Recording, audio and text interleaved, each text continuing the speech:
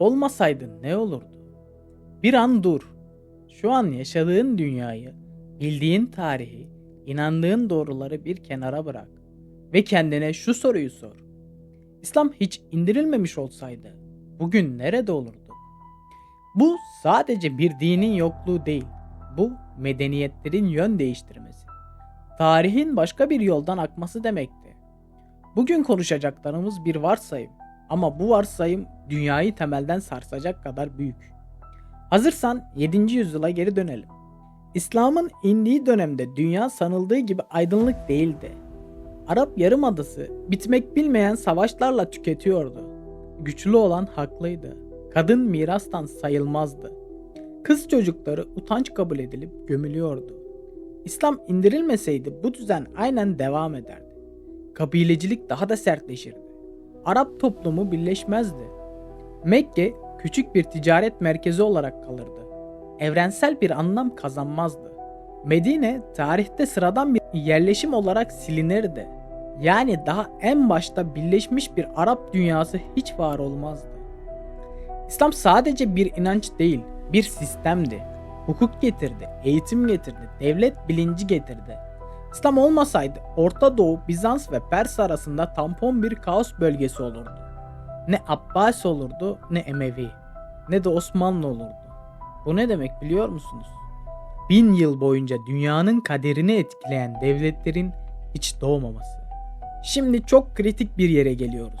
Bugün matematik, astronomi, tıp, kimya dediğimiz şeylerin temeli İslam dünyasında atıldı.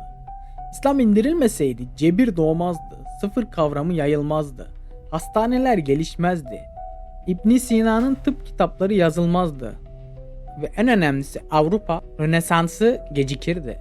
Çünkü Avrupa karanlık çağdan çıkarken İslam dünyasının tercüme ettiği bilgileri kullandı. Bu zincir kırılırdı. Belki bugün uzaya çıkmamış, modern tıbbı bilmeyen, teknolojisi yavaş bir dünya yaşıyor olurdu. İslam olmasaydı Haçlı seferleri olmazdı. Ama bu barış olacağı anlamına gelmezdi. Aksine kilise gücü tek elde toplardı. Farklı inançlar daha sert bastırılırdı. Güç dengesi daha acımasız olurdu. Osmanlı olmazdı, İstanbul fethedilmezdi. Doğu-batı dengesi kurulmazdı. Dünya tek taraflı güçlerin eline geçerdi. Ahlak ve toplum. İslam'ın getirdiği bazı kavramlar, kul hakkı, yetim hakkı, adalet, faiz sınırı, hesap verme bilinci. Bunlar evrensel hale gelmezdi. Yerine ne gelirdi? Güçlü olan daha güçlü olurdu. Zayıf ezilirdi. Ahlak toplumdan topluma değişirdi.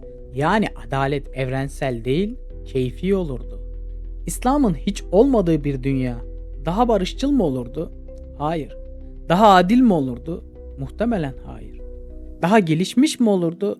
Büyük ihtimalle hayır. Çünkü insanın sorunu din değil, güç ve kontrol arzusudur. İslam bu arzuya karşı tarihte konmuş en büyük sınırlardan biriydi.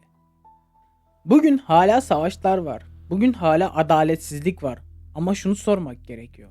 İslam indirilmeseydi ne olurdu değil. İndirildiği halde biz ne yaptık? Belki de sorun inançta değil. Onu nasıl yaşadığımızda. Karar sizin.